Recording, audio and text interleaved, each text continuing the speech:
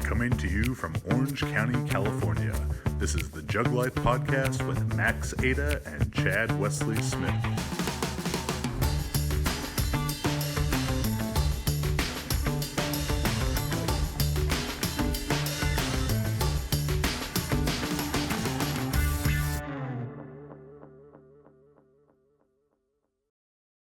Hey everybody, what is up? Chad Wesley Smith here. Another episode of the JuggLife podcast. I'm joined as always, pretty much always, by the Miracle Man, Max Montana.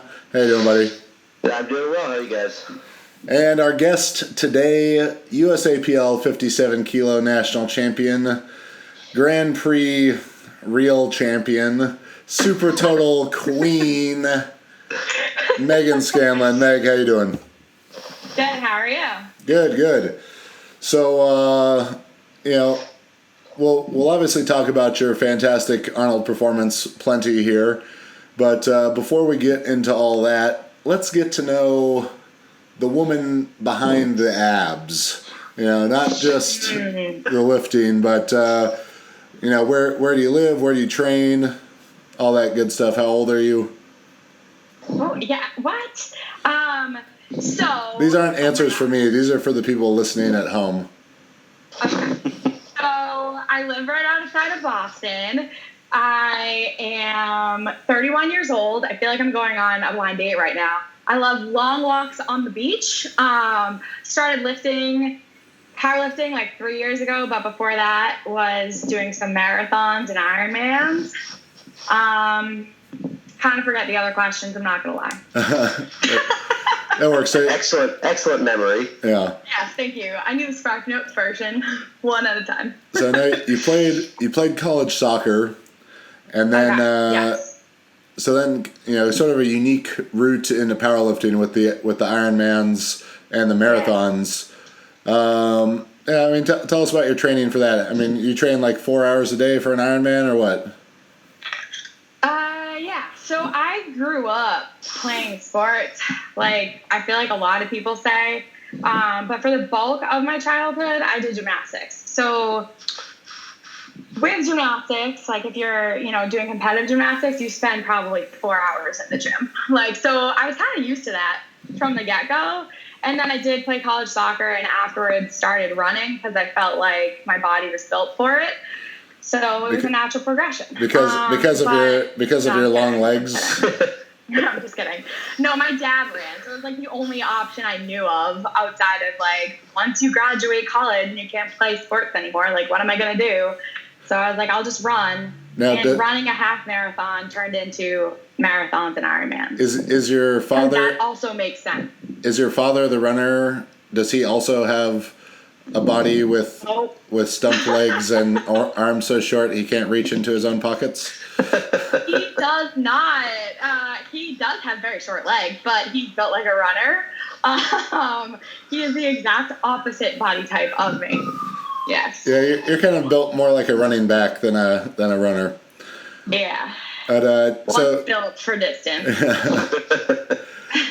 So do you think that your training history, particularly the triathlons and marathons, built up this kind of great work capacity for you to do all the hard training you do now?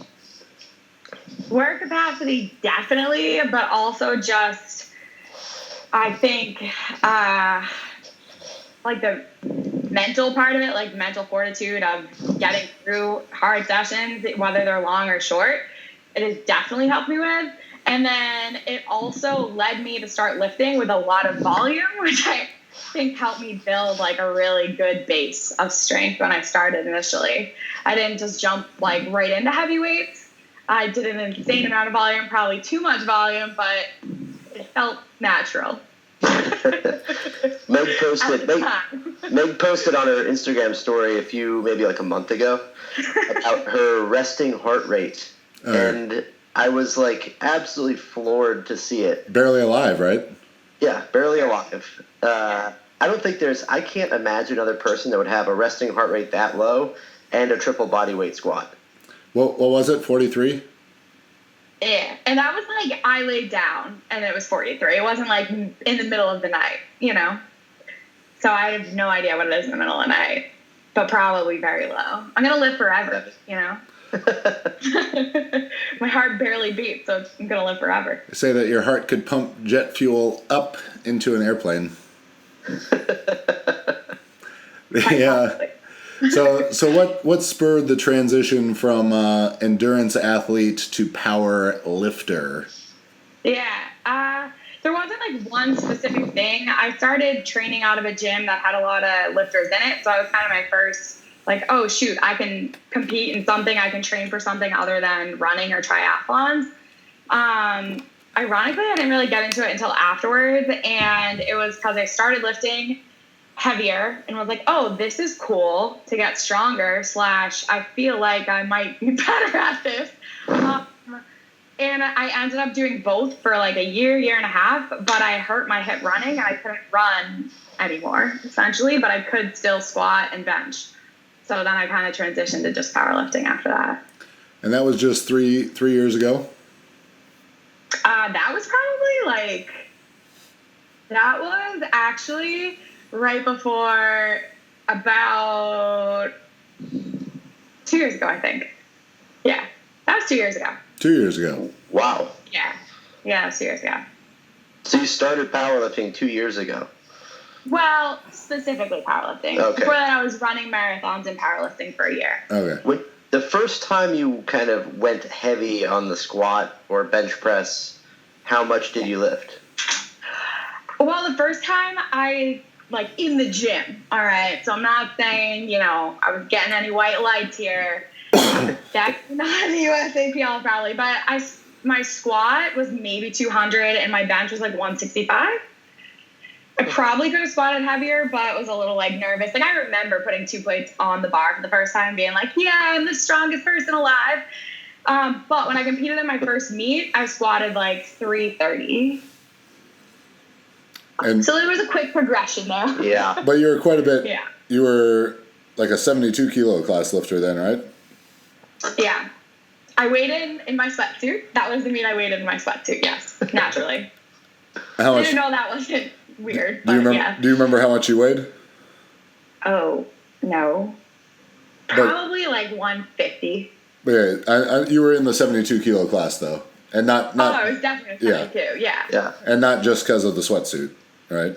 Oh, no, definitely not. It was a felt sweatsuit and it was wet. So. Yeah. I packed my pockets with some change. Yeah, Miss, you only weigh 63.2 kilos here. You don't have to wear that sweatsuit. But, all right, so, we first became aware of you at, Orlando Nationals. And, you set that big squat there and made your first 500 Wilks, I believe, and we're in that super competitive 63 kilo session. And so that was, September, October 2017. And then fast forward 4 or 5 months to the Arnold. And I had seen you, posting some weightlifting videos, and Phil Andrews, the CEO of USA Weightlifting, had actually come to me for suggestions of powerlifters who I thought could be good at weightlifting, and you were one of the names that I gave him, along with several others. But I was like, well, this girl is great at squatting, and she has a stumpy body, so. I mean that in the most complimentary way. Runner's body. She looks like she'd be a terrible runner, so she must be good at weightlifting. So I'd seen you posting some weightlifting videos, and I think I just kind of came up to you in the back at the Arnold and was like, I don't know if we'd ever met. I mean, I'm sure he knew who I was because, and naturally. And I was like, so you're trying to do powerlifting and weightlifting, huh? And you said something. I was like, well, you should probably have Max coach you. And you're welcome. Yeah. So thank you. Yeah, so connected you two shortly after the 2018 Arnold, and yeah, I mean the rest is just a history of PRs. But let's hear from the coach first. When you first talked to Meg and understood what she wanted to do from a SuperTotal perspective, what were your first impressions, Max? Well, at first, when she first got to me, she had an injury, so she hadn't been training super hard because her back was hurt pretty bad, or at least to the point that like squatting was tough and doing some other things was kind of hard. But the biggest thing looking at it was like, what are the pieces that are missing to sort of build that we need to flesh out? If we look at like the SuperTotal as like a complete pie, what pieces of that pie have been eaten away or weren't there, didn't exist? And, obviously the weightlifting was like the biggest one. So most of the time, to be totally fair too, like most of the time in training, we've done a lot of bodybuilding or a lot of powerlifting stuff, but there's a lot of weightlifting that goes in, and there's been a lot of work on, trying to get consistency first in the weightlifting movements. And so we started with, basically like, let's shore up this as much as we can and milk that as much as we can with the most simple things. And she didn't even actually start like split jerking until about 2 months ago, maybe 3 months ago. She was doing mostly power jerks because they were just a little bit more, I don't know if they were more comfortable, but they were more coordinated than her split jerks. It was like a bench press where you're standing up, but your back's not arched.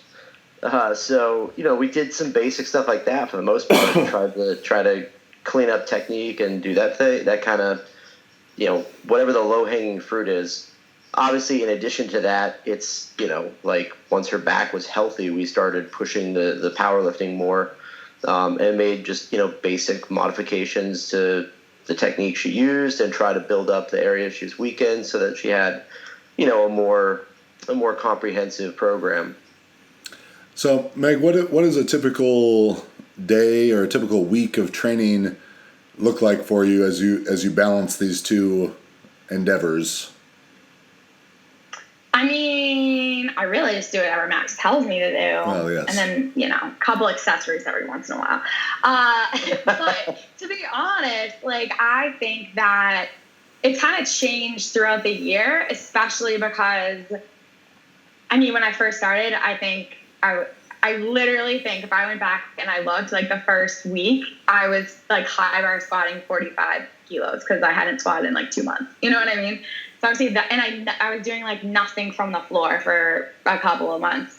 So obviously that stuff has changed, and kind of like as I've gotten my strength back, a lot of things I feel like has kind of transitioned. But recently I feel like I have a day where I do clean and jerks, a day where I do snatches, a day where I do both over here. And then I usually like squat twice a week and deadlift once and bench twice a week. You only bench twice a week, really? Yeah. Right now. Yeah. You only back squatted once a week the last two blocks going true. in, right? You back squatted once, you front squatted once as well, but not as much volume in the power lifts this last cycle. So this is five training sessions in the week then, or like 5 days a week of training? Mm-hmm. Yeah. Now, do you typically split these up into twice a day or anything like that? I try to do it all in one session. The only one I sometimes split up is Monday, just because it tends to be longer for me. So like if I have to with my schedule, I'll split it up, but I try to do it all at once. And how long is that training session typically? Monday? Or just on average throughout the week? Well, it really depends how distracted I get. I try to keep it to like 2.5. All right. Takes me a little while though, because there's secretly 2 squats in there. Yeah, okay. That's tricky. tricky. And that, like, I get through one, I'm like, yeah, and then I'm like, oh. So I need a little break, like a snack or something. Not really secret. It's written down in there, but. Yeah, I forget about it though until I Anywho, so that probably takes me like 2.5 hours. On occasion, I have been known to be in the gym for 3 hours on a Monday, but. That's only because I'm getting distracted. Just a social butterfly. Yes. So you've had like 2 real SuperTotal experiences. Let's say you did the 5-bar showdown last summer, and that was weightlifting in the morning, powerlifting in the afternoon. And then, I think what we'll focus on more is this past weekend at the Arnold, you had a SuperTotal weekend where you competed in weightlifting on Thursday night and powerlifting on Saturday. So talking about, putting those, whether it's in the same day or in the same weekend, how much more taxing does that feel to you than just doing a powerlifting meet? Good question. I think it's kind of hard to say like whether the day affair was more taxing or like this past weekend, only because when I did the SuperTotal in the summer, I also did a powerlifting. I cut down to 57 for the first time the week before. So that was really when I thought Max might be like, I'm done with you. I remember that. So that was within 7 days you did 2 powerlifting meets and a weightlifting meet. It was really poor planning. Like, I'm not going to lie, but it was the only meet that was like somewhere close to me that I could do in my schedule. I mean, it was my poor planning because I waited until last minute to try to qualify as a 57 for nationals, essentially. But the day was a long day, but I think it was also long because I had just competed in meet the weekend before. Mm-hmm. The weekend didn't feel too taxing, having like a weightlifting meet and then the powerlifting meet a couple days later. I think in general, the Arnold is a very exhausting weekend just with like the amount of people that are there. Yeah, it's like a sensory overload the whole time. Like a lot of stimuli. Yeah. So I think the weekend of the Arnold is more exhausting, but not necessarily from the 2 meets. Yeah.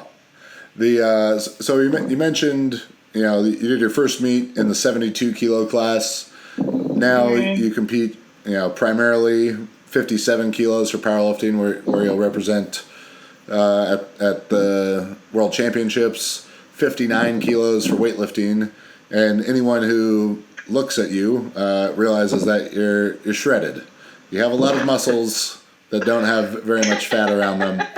What are you doing? Yeah, what are you doing from a diet standpoint?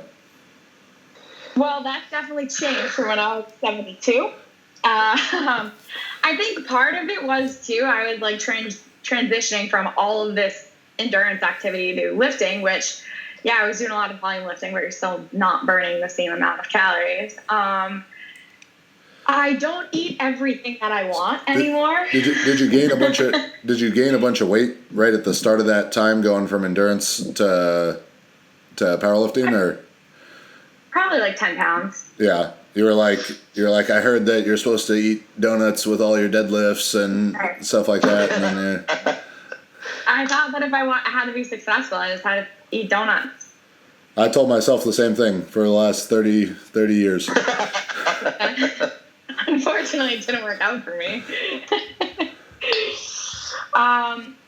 But I'm definitely much more careful with my nutrition now. But I think the other thing is, although it's not like my favorite thing to do per se, I also feel a lot better when I'm lifting, when I'm careful with my nutrition and like more 60, 61 kilos than 70, which is a big difference because I'm 5'2". Yeah. Do you feel like doing, because you did powerlifting basically entirely by itself for a little bit of time, do you feel like the energy demands from a weightlifting style workout to a powerlifting style workout, like how different is that for you? And I know a lot of times those workouts are combined, you're snatching before you squat and stuff, but what are your perception or maybe even advice you give somebody from a different, like the different perspective of, how do you fuel yourself for those types of workouts? I mean, it kind of depends. Like, if it's a longer workout or a shorter workout, and I think sometimes it's hard to differentiate. Like, if you do a bench workout, you're not actually using that much energy. Like, you don't need to go crazy and carb up for your bench workout, especially if you're, a smaller female, typically not benching as much, versus like my Monday workout when I'm clean and jerking and squatting twice, and doing some accessories as well. And I'm in the gym for a while and I'm using a lot of energy. But like for me, doing my weightlifting workouts, I don't feel like they are as taxing as when I squat and deadlift right now, just because I'm very much limited by my technique rather than my strength. It's like You know what I mean? The weightlifting, Like, I'm not the weightlifting struggling to workouts stand are more up, please. like the weightlifting workouts are more a mind exercise, and the powerlifting is a body exercise. Yes. I'm like really hoping there's a day that they're a mind exercise and also a body exercise in the future. So we had just a hugely successful training cycle this past one. You know, every week I think, you know, Marissa and I were seeing their videos and sending each other the links back and forth. Like, holy shit, did you see what Meg did? Did you see what Meg did? So, you know, coach and athlete, what do you think? And you know, not that the training cycle before nationals wasn't great too, but it seems like you got so much great momentum going now. What would you attribute that to? From my perspective, I think the biggest thing is just that the training was adjusted, you know, over the course of the last, you know, working with her the last year. It's been adjusted more and more to what works for her. We keep dialing in the volume and the training itself a little bit better each time, the right exercises. And then also, like, something, you know, writing program for Meg is a little bit different than writing like just a basic program where, you know, one of the big aspects of writing something for a particular person is that as time goes on, you learn a little bit more about how they adapt to the volume, how they adapt to things. So, you know, you make these adjustments where, you know, she might go 4 or 5 weeks before a deload, or there's a different type of, you know, a little bit more loading. We stay in certain ranges longer just because you know that from experience you're getting better results from these places where, you know, if you had to just explain a program to somebody or create a generic program, it might not have those sort of intricacies to it. So I think that's the big thing from my perspective. And also in addition to, like, you know, her obviously taking on the role of a person who's wants to get better and, you know, committing to the technique, committing to things, learning how to do things that maybe are different. You know, I think one really good example is the deadlift with Meg. Like, we picked some different exercises that I think helped kind of reinforce some of her, or not reinforce, but eliminate some of her weaknesses, or at least give her the tools to be successful in the deadlift. You know, she was so patient off the floor, being able to just literally stay pulling, continue to pull, even though it looked like for about 3 minutes nothing was going to happen, and then finally it comes up. You know, and that's there. You know, doing some block pulls, really heavy block pulls, I think helps facilitate some of that you know, tactile feel and just resilience to be able to do that. In addition to her, you know, being confident enough to stay with that kind of technique and make it work for her. So yeah. I'm not sure for her side, but I mean, it seems like there's so many moving parts to what you guys got to do, because anytime the more elite a competitor becomes, and obviously Meg is as elite as it gets for powerlifting, everything has to be more fine-tuned to milk out that next, you know, whether you're chipping for half a kilo records or, you know, the next 2.5 kilos on the total and stuff. It's got to get that much more refined. And then you put balancing the powerlifting with the weightlifting training, then it, you know, adds another layer of complexity, the developing the technique and maintaining the movement quality for weightlifting, and, you know, being a powerlifter learning weightlifting rather than a weightlifter learning powerlifting. That's another layer of complexity. Then the body weight manipulation as we get closer to competition, another layer of complexity.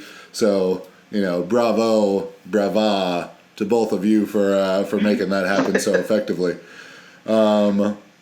Which brings us to getting to showcase all of that this past Saturday, Rogue Strength Stage Grand Prix presented by SBD with Gino, you know, going apeshit the whole time. But so let's just take us through the day at the Grand Prix. I mean, 9 for 9, all PRs, 32.5 kilo total PR, all that great stuff. But just take us through the day. Well, I think in general, this has nothing to do with the day, but this is going to get us to the day. All right, this is going to get us to the day. I think in general, like, a huge thing for me about sticking with weightlifting, like, that has helped my powerlifting, is the fact that it's very, like, humbling to me because, well, I fail a lot at it. You know what I mean? Like, I'm really good at powerlifting, and then I try this thing, and I'm like, wow, I can't do this at all. Even though it's still a strength sport, it's completely different. And, like, in weightlifting, the best weightlifters are very, very good and very, very technical, but they're always looking to get better technically. And I feel like, I'm like, well, I feel like powerlifters don't necessarily do that. They're just looking to get stronger. And even though powerlifting is way simpler technically, you can still get better technically and put more kilos on the bar. And I feel like in a way it's helped me, like, step back and realize that with my powerlifting as well, if that makes sense.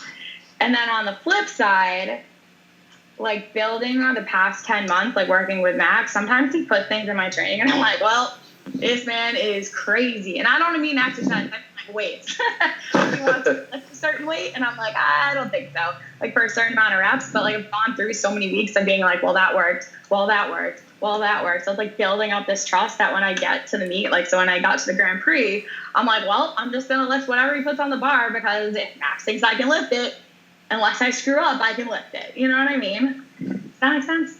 It does. So I show up to the Grand Prix. I'm like, let's go. So the squat American record, 187 and a half kilos. So you now have the 57 kilo class American record and the 63 kilo class American record. Do you think you could have lifted 188 kilos? If I didn't put my butt on the floor, maybe. But, you know, I have a tendency to squat really deep, so I cannot guarantee that. Yeah, that was a very impressive fight there. Yeah. That's definitely something that's new for me, and that's definitely mental and confidence under the bar, but being able to grind through some lifts, whereas before that would have definitely been a fail. What do you think helped you, like, do you think doing a lot of those really hard top set kind of workouts made a big difference for that during the cycle? Yeah, I do. And, like, getting through some of those that I'm like, oh, I don't really think I could do another rep, but I can. And then almost when you do that rep, you're like, you know what? If someone came up to me and said, could you do another? I'd probably be like, yeah, sure. I might die, but yeah, I could get through another. And, like, being able to hold the position so much better under the weight has helped me a ton. Yeah, I think that really shows in, you know, when you're talking about patience in the deadlift.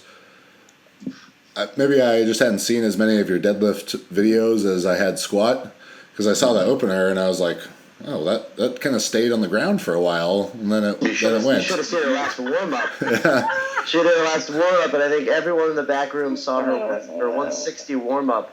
And was like, oh, well, Meg's done after her. Yeah. That's over. Well, if they would have seen her last two warm-ups at the weightlifting meet on Thursday. Don't give away the secret. Well, that's really the secret. Just make all your failed a couple days before. Yeah. Oh, and to jump quickly back to the weightlifting, that, you know, I know we've kind of jokingly downplaying your weightlifting here, and yeah, you're not going to Worlds like you are in powerlifting, but, you know, you did qualify for nationals, which is something, you know, 95% of weightlifters in the country are trying to, you know, unsuccessfully trying to do. So congratulations there. So you hit you grind through this 187 and a half squat PR, American record in the 63s. Onto the bench. I mean, your bench is really, when you see the videos, the most remarkable. Like, holy shit, she's just crushing these heavy benches. And you opened at your PR, right? Yes. Yeah. So you opened equally in your PR of 107.5 kilos, 238. Then that looked super easy. 112.5 super easy, or 115 super easy. 117.5 looked super easy as well. You know, to put so much on your you benched what, 112 before nationals? No, 107 was her PR. Like Yeah. Training or competition? Yeah. I think you might have benched 109. Yeah. Before nationals. Before nationals, yeah, maybe.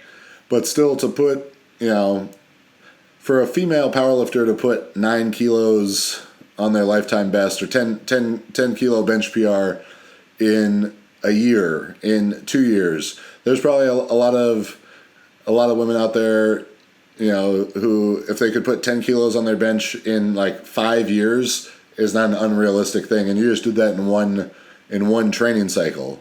Was there something that you guys changed about the bench training or anything that made that possible? Well, I mean, I don't know what she would say, but I think personally the two biggest things that have an impact on her bench from like an exercise is, one, we did a lot of flat back, no arch, feet up bench pressing. And flat back with whatever arch you're going to get just by tightening up your shoulders, and then a lot of spoto pressing and just a lot of bench pressing in general. I mean, the volume of bench workouts was pretty high, but I think to me that seemed like it was the biggest thing. She also responds really, really well to the bench training, so I mean, there's certainly a special case there. I don't know what she would say, but I think that the bench exercises that we have been doing have helped me like learn how to get tighter better. Get tighter? Whatever. You know what I'm going for. But the other thing that kind of like Max said is what has surprised me the past couple of months, even say like a couple months before nationals when we with bench and like the different upper body accessories, is I kind of realized that my upper body responds very much like my lower body, in the sense of like my upper body muscle mass is much more than it was before, even though I'm lighter. Your armpit muscles are exceptional. Yeah. Yeah, it really is. I know, right? Yeah. That's the secret. Exceptional armpit muscles. No, but it's pretty wild. Like my upper body responds very well, which I know I don't think is as typical with females. Yeah, I mean, I found with Marissa doing the feet up benching is a big thing, and people see the competition videos and they're like, oh, it's just this arch and everything. I think a lot of female lifters become almost, they use the arch as a crutch, and like that's great for competition, but you gotta do the harder work and build the muscle too. Like you can't just arch your way to this great bench. Yeah, and even when I do arch, I try to like tell people, and I don't think they necessarily believe me, but when I get into my bench position, I'm not thinking how can I make my arch as big as possible. I'm really thinking how can I get it as tight as possible. I just happen to have a huge arch when I do that, Yeah. I was one of those use the arch as a crutch to the point that I was receiving international praise for my bench press. Meg, do you know who Boris Sheko is, Meg? Yeah. He told Max that Max had the best bench press technique he had ever seen besides Kirill Sarachev, the bench press world record holder. And subsequently the weakest bench press of any man he'd ever seen. Yeah, so I'd say the ratio of bench press technique to bench press strength is a bit askew. Literally, I was all technique. I couldn't lift the bar if I was in the wrong position. It's impossible. All right, so then great deadlifting, 9 for 9 day, all that good stuff. I mean, I was working the numbers for the IPF formula and shit. Texting Max back and forth. This IPF formula is a very vexing subject to me, but I don't know all of the details of it well enough to really comment. I just know that you were the best lifter there, but did not win first in the Grand Prix. But that was frustrating. But as you look forward to Worlds, Jug Squad invading Sweden, eight lifters, 7 Team USA members. the trio of open ladies, golden girls, I would say. What are some goals you have going towards Worlds? Keep answering. I gotta go grab my charger real quick, but answer even though I'm not here. I mean, my number one goal is to obviously to win. Well, that's the most however fun. that has to happen. But I think I'm going into it with the same mindset that I have for Nationals and the Grand Prix, which is just to show up and do what I can on the day and not worry about anyone else. And Max will put on the bar we need, right? That's the way it goes. Yeah. And not freak out when they call how much weight is on the deadlift bar for my last deadlift, which I didn't. A little nervous about that, but I didn't. After having done this meet and done those numbers, do you feel like, and looking back on those lifts when you see them in videos, do you feel like there was more? Obviously, probably the squats, probably a no, but like I was the one lift out of all three the one lift out of all 9 that I was most unsure of whether or not you'd make was the 117 bench press, which ended up being the easiest of all the lifts, only because, you know, with the bench, like I didn't know if it was just going to hit a wall, and I knew you have an incredible ability to grind through bench presses. I mean, it wasn't like that. It was just like, well, it's a big number. Let's see how it feels. Maybe there's something taken out of it. But as you deadlifted and squatted, I knew there was more there. I knew you could go through those. Was there any one lift in that whole thing that you think like, oh yeah, I left so much on the platform that it'll be easy to make big progress just by taking bigger lifts at Worlds?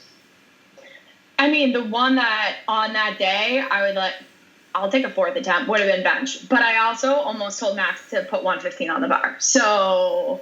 Because you never you never attempted 117 in any. No.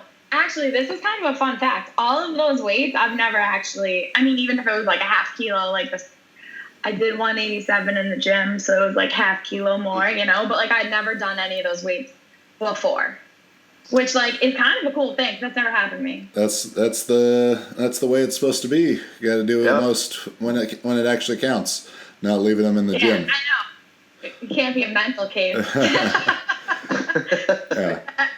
So it was like a big, like, you know, I'm growing up, stepping stone, you know. Yeah. Well, I'm very much looking forward to Sweden. I'm looking forward to seeing your progress as we move towards that. Hopefully, we get a little training camp here in Southern California leading up to that. Meg, where can people follow you on social media and all that stuff?